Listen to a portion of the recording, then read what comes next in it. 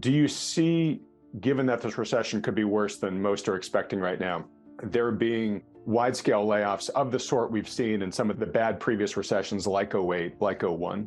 The answer is yes. So, I don't match the company to the exact number, but layoffs on order of magnitude 10,000 to 20,000 terminated employees at Google, Amazon, Facebook, and other tech names. It affects other sectors as well, but tech in particular has engaged in a massive series of layoffs. And so people go, well, wait a second, how come it hasn't shown up in the unemployment numbers? Because the unemployment rate is it's around 3.5, 3.6 on the exact number. It's right in that neighborhood, 3.5, 3.6.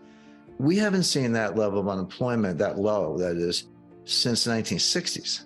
And the Fed is absolutely looking at that. They believe in the Phillips curve, which is junk science, but the Phillips curve, for those who are not familiar, says there's an inverse relationship between unemployment and inflation. So if unemployment is high, inflation is low. And if unemployment comes down, inflation goes up. And so if you want to get inflation down, you should expect to bring unemployment up. That's what the Fed believes. What I just said is nonsense. It's not true. If you think of a matrix of unemployment and inflation, what did we have in the late 1970s? We had high unemployment and high inflation. What did we have between 2009 and 2019? We had low unemployment and low inflation. Right.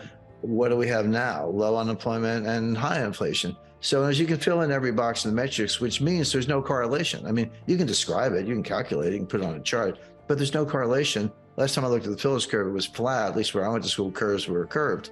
So it's junk, but the Fed believes it. Again, it doesn't matter what I think. It matters what the Fed thinks. They say you got to put yourself in their minds to figure it out. So as far as they're concerned, those kind of unemployment numbers, lowest since the 1960s, that's inflationary. They got to get those numbers up. Now, here's what the Fed is missing, or maybe everybody's missing. When you hear these layoff announcements, they're laying off. Why isn't the unemployment rate going up? Well, the answer is they have to announce the layoffs. There's all kinds of statute, SEC, Warren Act. Warren Act, yeah. Yeah, exactly. So if I'm going to fire 10,000 people, I got to tell the world I'm firing 10,000 people. It doesn't mean I fire them that day. I might fire them on a rolling basis over the next 30 days.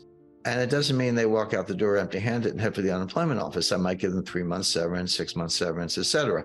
And so when do they actually show up to the unemployment office and say, give me a check? It might not be till this spring. So the layoff announcements are out there, but the unemployment rate hasn't budged because there is a lag, 3 months. But that's why I said interest rates lag the business cycle, and they do. Unemployment lags the business cycle. Unemployment is a lagging indicator. When you're an employer, entrepreneur, and you're in any kind of distress, not as many customers walking in the door, you'll do everything you can to avoid laying people off. You'll be late on the rent. You'll turn down the lights, find a cheaper laundry, whatever it takes. And then by the time you get around to firing people, you run out of options. Like, oh, I've done everything I can. Now my business is in jeopardy. I have to fire some people. And then combine that with what I just said about severance and rolling terminations, et cetera. It's a lagging indicator. But we know enough right now here, kind of in early, late January, early February, we know enough right now to know that number's going up this spring. But that's not inconsistent with the fact that we're already in a recession. It's exactly what you would expect, that unemployment's a lagging indicator.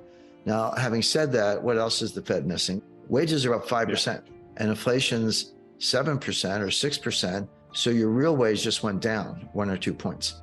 Because when the Bureau of Labor Statistics reports those wage numbers, those are nominal numbers. I'm not saying they're fake, but you have to know that they're nominal, and you have to subtract inflation to find out what's happening to real wages. And the answer is real wages have been going down for a couple of years because it runs around 5% annualized, give or take. Sounds like, hey, 5% raise, what do you want? Well, yeah, but with 8-9% inflation, or even 6% inflation, your real wage is going down. So that's not a robust number at all. The Fed, by the way, the Fed wants to make it worse. The Fed agrees that those wage gains are too high. But my point is, in real terms, they're actually going down, but the Fed wants them to go down more. That would be one way to put it. Although if you get inflation down and wages are constant, then the real wage goes up relative to where it was before. But if you're unemployed, you have no wage. So that's another issue. Now, what the Fed is missing, and it's a long list, but there's something called the labor force participation rate. Now, the labor force participation rate, you just take the number of people working divided by the total working age population. That's all you do. It's not sophisticated. And that number today is around 61.2, give or take, percent. But as recently as 2000, that number was over 70%. And it has come down ever since. And it dropped like a stone during 2020, during the pandemic lockdown. Came back a little bit, but not much. First of all, it's never 100%. It shouldn't be. There are legitimate reasons to be working age population not working. You're a homemaker. You're a student, early retiree. Right. You're in the military. Yeah. You're in the, yeah, there's a bunch of perfectly good reasons. So it's never 100%, not even close. But 70 is pretty high and 60 is pretty low. And the trend has been down. So that leaves, relative to kind of a normalized number, that leaves about 8 to 10 million people between the ages of 25 and 54 who are not in the workforce. And again, even if you allow for legitimate reasons for a lot of them, there's a big untapped labor pool. There are a lot of people who are sitting home watching football playoffs and not going to the unemployment office. That's the thing.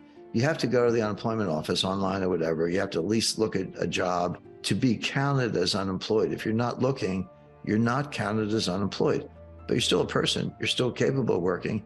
You're just not looking, which is a very negative sign, by the way. But if you took that group and threw it into the unemployment numbers, the way the Bureau of Labor Statistics calculates it, unemployment would be about 9%. And that's the depression level of unemployment.